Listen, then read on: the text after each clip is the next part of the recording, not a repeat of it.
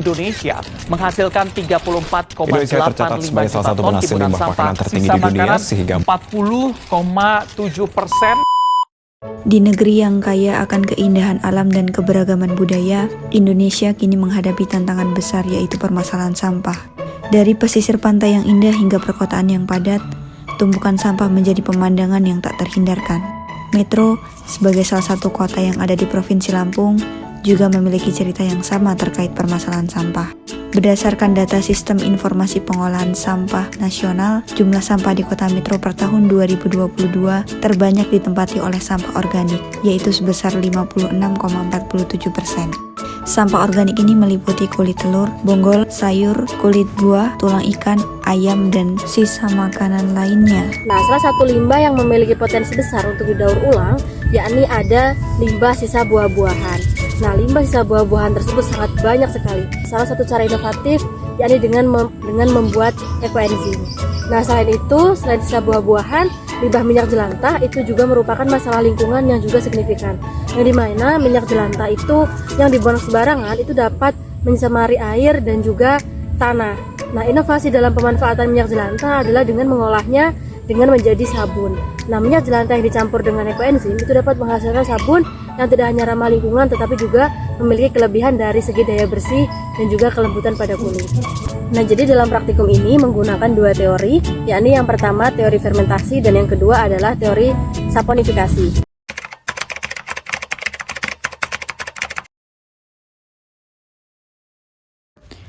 Ekoenzim merupakan produk fermentasi dari limbah organik seperti buah-buahan yang dicampur dengan takaran tertentu dengan gula atau molase dan air. Ekoenzim ini menghasilkan larutan multifungsi yang dapat digunakan sebagai pembersih rumah tangga, pupuk, dan bahan baku untuk berbagai produk lain. Fermentasi terjadi secara anaerobik, di mana prosesnya tanpa kehadiran oksigen dan melibatkan mikroorganisme seperti bakteri asam laktat dan ragi yang menguraikan bahan organik menjadi asam, gas, dan alkohol.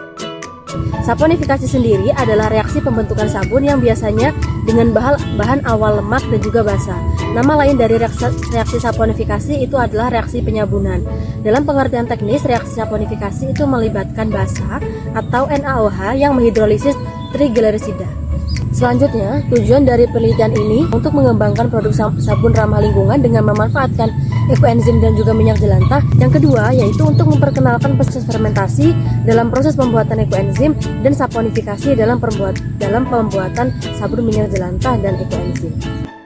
Proses fermentasi yang berhasil memiliki ciri-ciri sebagai berikut. Yang pertama, aroma asam yang khas tanpa bau busuk atau tengi. Yang kedua, warna kecoklatan atau keemasan yang jernih. Yang ketiga, pH akhir sekitar 3,5 sampai 4,5 yang menunjukkan lingkungan asam yang stabil. Dan yang terakhir, cairan yang dihasilkan jernih atau sedikit keruh tetapi tanpa ada endapan besar. Lalu selanjutnya, untuk ciri-ciri sabun yang berhasil, yakni yang pertama memiliki pH dalam rentang aman yakni 8-10. Yang kedua memiliki kekerasan dan stabilitas yang baik.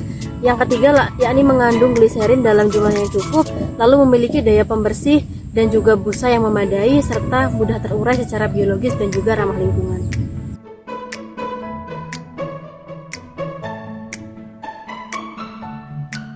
Sebelum memulai pembuatan ekoenzim, hal yang perlu diperhatikan adalah perbandingan dari bahan-bahan yang digunakan. Perbandingan yang digunakan yaitu 3:1:10, dengan 3 adalah limbah buah-buahan, 1 adalah gula atau molase, dan 10 adalah air.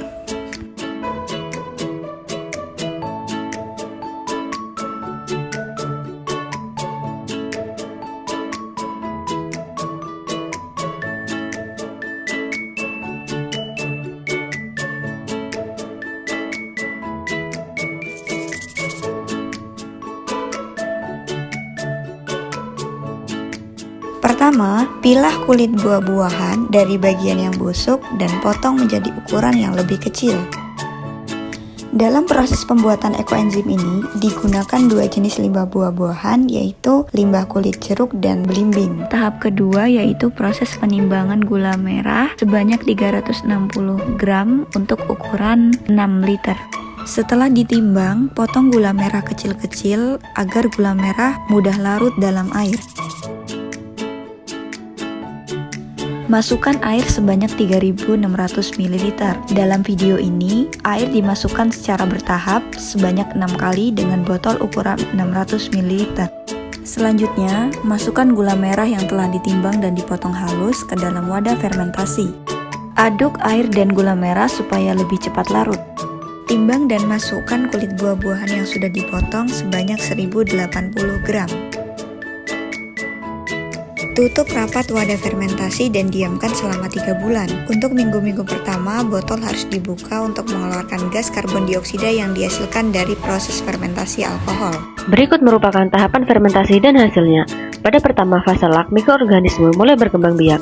Tahap kedua fase lok, mikroorganisme mulai mengkonsumsi gula. Fase stasioner, mikroorganisme mulai mengubah alkohol menjadi asam asetat.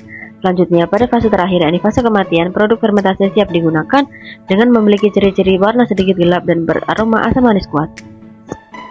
Langkah selanjutnya yakni pengujian pH. Pembuatan ekoenzim yang berhasil memiliki pH di bawah 4. Di video terlihat ekoenzim memiliki pH 3. Dengan demikian, pembuatan ekoenzim berhasil. Setelah membuat ekoenzim, langkah selanjutnya yakni kita menjernihkan minyak jelantah dengan menggunakan kulit pisang, yakni sebanyak 10 buah kulit pisang. Langkah yang pertama, yakni kita potong-potong kulit pisang menjadi potongan dadu. Selanjutnya, kita saring minyak jelantah, lalu kita masukkan potongan kulit pisang kepada minyak jelantah dan tunggu selama 5 jam.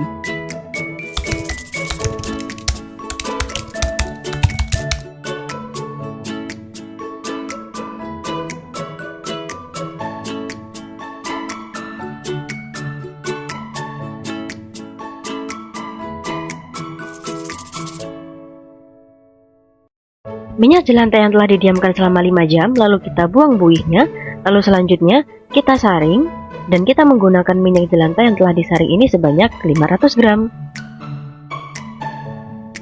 Di sini terlihat, minyak jelantah yang telah ditambahkan kulit pisang menjadi lebih jernih. Kulit pisang mengandung selulosa yang dapat berperan sebagai adsorban, sehingga dapat menyerap dan mengikat zat tertentu dari lingkungannya, sehingga mengakibatkan minyak jelantah menjadi lebih jernih. Langkah selanjutnya yakni melarutkan NaOH dengan air daun pandan. Gunakan sarung tangan, masker, dan baju lengan panjang untuk melindungi diri dari NaOH yang bersifat korosif, serta pastikan di ruangan terbuka. Masukkan NaOH ke dalam air daun pandan, jangan sampai tertukar. Selanjutnya, aduk NaOH hingga larut selama 5 menit dan diamkan selama 2 jam. Langkah yang terakhir yakni siapkan baskom, lalu tuangkan minyak jelantah dan juga ekoenzim ke dalam baskom dan campurkan. Setelah dirasa sudah tercampur, lalu masukkan NaOH yang telah dilarutkan dengan menggunakan air daun pandan. Setelah NaOH dilarutkan atau dicampurkan, lalu kocok hingga mengental dan bisa ditambahkan dengan fragrance oil. Selanjutnya, setelah adonan dirasa cukup kental seperti tekstur susu kental manis, lalu bisa dilanjutkan dengan mencetak. Setelah itu, jangan lupa untuk menghentak-hentakan cetakan agar udara tidak ada yang terperangkap di dalam cetakan. Selanjutnya, setelah siap, kita bisa tunggu adonan hingga mengeras selama 24 jam. Setelah 24 jam, sabun telah mengeras dan berwarna pucat serta cukup beraroma wangi pandan.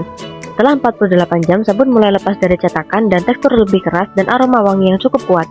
Setelah itu, setelah 72 jam, sabun bisa lepas dari cetakan dengan tekstur keras dan beraroma wangi yang sangat kuat. Sabun yang baik memiliki pH 8-10. pH yang terlalu tinggi atau terlalu rendah dapat menyebabkan iritasi kulit. Setelah melakukan pengujian pH, sabun yang saya buat memiliki pH 8. Dengan demikian memenuhi kriteria sabun yang baik.